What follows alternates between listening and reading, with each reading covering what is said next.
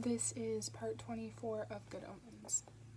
If the armies of glorification had tried to march with Newt, bits of them would have dropped off. This is because, apart from Newt and Shadwell, they had been dead for quite a long time. It was a mistake to think of Shadwell. Newt never found out that he had a first name as a lone nut. It was just that all the others were dead, in most cases for several hundred years. Once the army had been as big as it currently appeared in Shadwell's creatively edited bookkeeping. Newt had been surprised to find that the Witchfinder army had antecedents as long and almost as bloody as its more mundane counterpart. The rates of pay for witchfinders had last been set by Oliver Cromwell and never reviewed. Officers got a crown and the general got a sovereign. It was just an honorarium, of course, because you got a 9 pence per witch found and first pick of their property. You really got to rely on those 9 pences, and so times had been a bit hard before Shadwell had gone on the payrolls of heaven and hell. Newt's pay was only 1 shilling per year. Note for young people and Americans: 1 shilling equals 5 pay. It helps to understand the antique finances of the Witchfinder army if you know the original British monetary system. 2 farthings equals 1 halfpenny, 2 halfpennies, 1 penny, 3 pennies, a turrbit, 2 turpences, a sixpence, 2 sixpences, 1 shilling, or bob, 2 bob, a florin, 1 florin and 1 sixpence, half a crown, 4 half crowns, 10 bob note. 10 bob notes, 1 pound, or 240 pennies, 1 pound and 1 shilling, 1 guinea. The British resisted decimalization currency for a long time because they thought it was too complicated.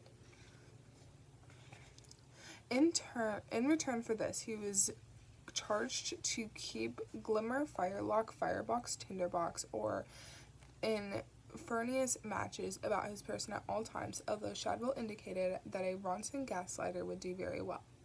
Shadwell had accepted the invitation of the patent cigarette lighter in the same way that conventional soldiers welcomed the repeating rifle.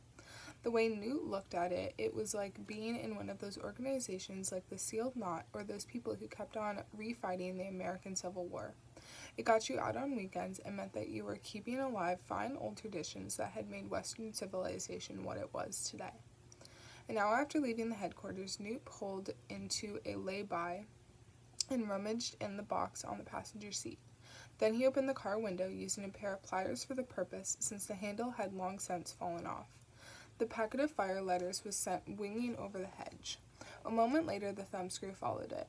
He debated about the rest of the stuff, and then put it back in the box. The pin was Witchfinder military issue with a good ebony knob on the end, like a lady's hat pin. He knew what it was for. He'd done quite a lot of reading. Shadwell had piled him up with pamphlets at their first meeting, but the army had also accumulated various books and documents which, Newt suspected, would be worth a fortune if they ever hit the market. The pin was to jab into suspects. If there was a spot on their body where they didn't feel anything, they were a witch. Simple. Some of the fraudulent witchfinders had used special retracting pins, but this one was honest, solid steel. He wouldn't be able to look old Shadwell in the face if he threw away the pin. Besides, it was probably bad luck. He started the engine and resumed his journey. Newt's car was a wasabi. He called it Dick Turban in the hope that one day someone would ask him why. It would be a very accurate historian who could pinpoint the precise day when the Japanese changed from being fiendish automatons who copied everything from the West to becoming skilled and cunning engineers who would leave the West standing. But the wasabi had been designed on that one confused day and combined the traditional bad points of most Western cars with a host of innovative disasters, and the avoidance of which had made firms like Honda and Toyota what they were today. Newt had never actually seen another one on the road despite his best efforts. For years, and without much conviction, he'd enthused to his friends about its economy and efficiency in the desperate hope that one of them might buy one, because misery loves company. In vain did he point to its 823cc engine, its 3-speed gearbox, its incredible safety devices like the balloons which inflated on dangerous occasions, such as when you are doing 45 miles per hour on a straight dry road and were about to crash because a huge safety balloon had just obscured the view. He'd also waxed slightly lyrical about the Korean-made radio, which picked up Radio Pongye incredibly well, and the simulated electronic voice which warned you about not wearing a seatbelt even when you were. It had been programmed by someone who not only didn't understand English but didn't understand Japanese either. It was state-of-the-art, he said. The art in this case was probably pottery. His friends nodded and agreed and privately decided that if it ever came to buying a wasabi or walking, they'd invest in a pair of shoes. It came to the same thing anyway, since one reason for the wasabi's incredible MPG was the fact that it spent a lot of time waiting in garages while crankshafts and things were in the post from the world's only surviving wasabi agent in Nigashuri, Japan. In that vague Zen-like trance in which most people drive, Newt found himself wondering exactly how you use the pin. Did you say, "I've got a pin and I'm not afraid to use it"? Have pin, will travel. The pin slinger, the man with the golden pin, the pins of Navarone. Might have interested Newt to know that, of the 39,000 women tested with the pin, and during the centuries of women hunting, 29,000 said ouch. 9,999 didn't feel anything because of the use of the aforesaid retractable pins, and one which declared that it had miraculously cleared up the arthritis in her leg. Her name was Agnes Nutter. She was the Witchfinders Army's greatest failure. One of the early entries in the Nice and Accurate Prophecies concerned Agnes Nutter's own death. The English, by and large, being a crass and indolent race, were not as keen on burning women as other countries in Europe. In Germany, the bonfires were built and burned with regular Teutonic thoroughness.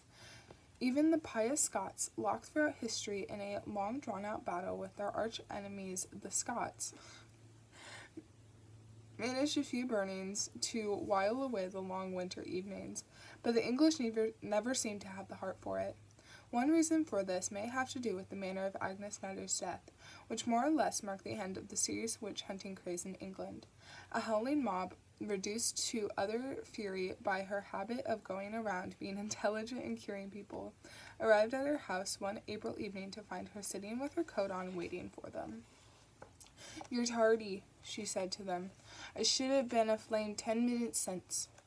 Then she got up and hobbled slowly through the suddenly silent crowd, out of the cottage, and to the bonfire that had been hastily thrown together on the village green. Legend says that she climbed awkwardly onto the pyre and thrust her arms around the stake behind her. "Tie it well," she said to the astonished witch-finder, and then, as the villagers sidled towards the pyre, she raised her handsome head in the firelight and said, "Get ye right close, good people. Come close into the fire near scorch thee, for I change thee that I'll must see how the last true witch in England dies. For witch I am, for soul I am judged, yet I know not my true crime may be, and therefore let mine death be a message to the world. Gather ye right close, I say. Mark well the fate of all who meddle with such as they do not understand." And apparently she smiled and looked at the sky over the village, and added, "That goes for you as well, ye daft old fool." And after that strange blasphemy she said no more. She let them gag her, and stood imperiously as the tortures were put to the dry wood. The crowd grew nearer, one or two of its members a little uncertain as to whether they'd done the right thing, now they came to think about it.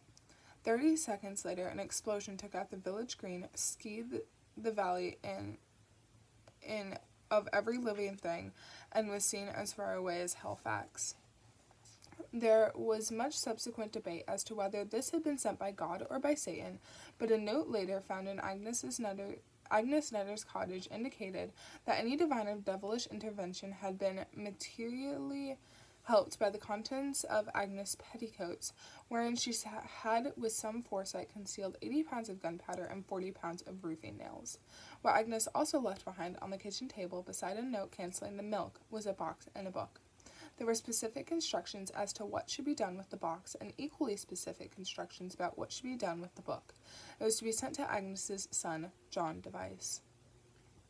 The people who found it, who were from the next village and had been woken up by the explosion, considered ignoring the instructions and just burning the cottage, and then looked around at the twinkling fires and nail-studded wreckage and decided not to. Besides, Agnes's note included painfully precise predictions about what would happen to people who did not carry out her orders. The man who put the torch to Agnes Nutter was a witchfinder major. They found his hat in a tree 2 miles away. His name, stitched inside on a fairly large piece of tape, was "Thou shalt not commit adultery, Pulsifer," one of England's most auspicious witchfinders, and it might have afforded him some satisfaction to know that his last surviving descendant was now, even if unawares, heading towards Agnes Nutter's last surviving descendant. He might have felt that some ancient revenge was at last going to be discharged. If he'd known what was actually going to happen when that descendant met her, he would have turned in his grave, except that he had never got one.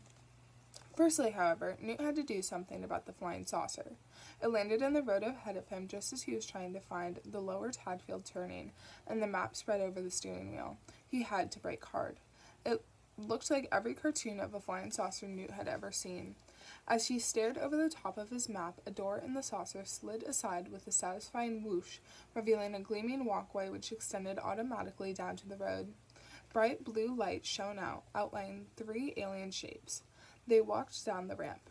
At least 2 of them walked. The one that looked like a pepper pot just skidded down and fell over at the bottom. The other 2 ignored its frantic beeping and walked over to the car quite slowly in the worldwide approved manner of policemen already compiling the charge sheet in their heads. The tallest one, a yellow toad dressed in kitchen foil, rapped on Newt's window. He wound it down. The thing was wearing the kind of mirror-finished sunglasses that Newt always thought of as cool-hand Luke sunglasses. "Morning, sir, or madam, or neuter," the thing said. "This is your planet, is it?" The other alien, which was stubby and green, had wandered off into the woods by the side of the road. Out of the corner of his eye, Newt saw it kick a tree and then run a leaf through some complicated gadget on its belt.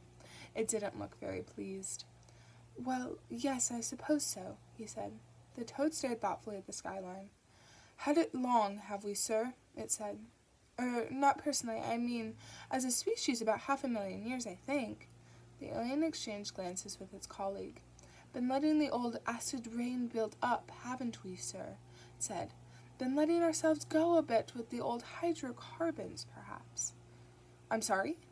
Could you tell me about your planet's albedo, sir?" said the toad, still staring levelly at the horizon as though it was doing something interesting. No." "Well, I'm sorry to have to tell you, sir, that your polar ice caps are below regulation size for a planet of this category, sir." "Oh, dear," said Newt. He was wondering who he could tell about this, and realizing that there was absolutely no one who would believe him. The toad bent closer. It seemed to be worried about something, insofar as Newt was any judge of the expressions of an alien race he'd never encountered before. "We'll overlook it on this occasion, sir." Newt gabbed. I'll see to it.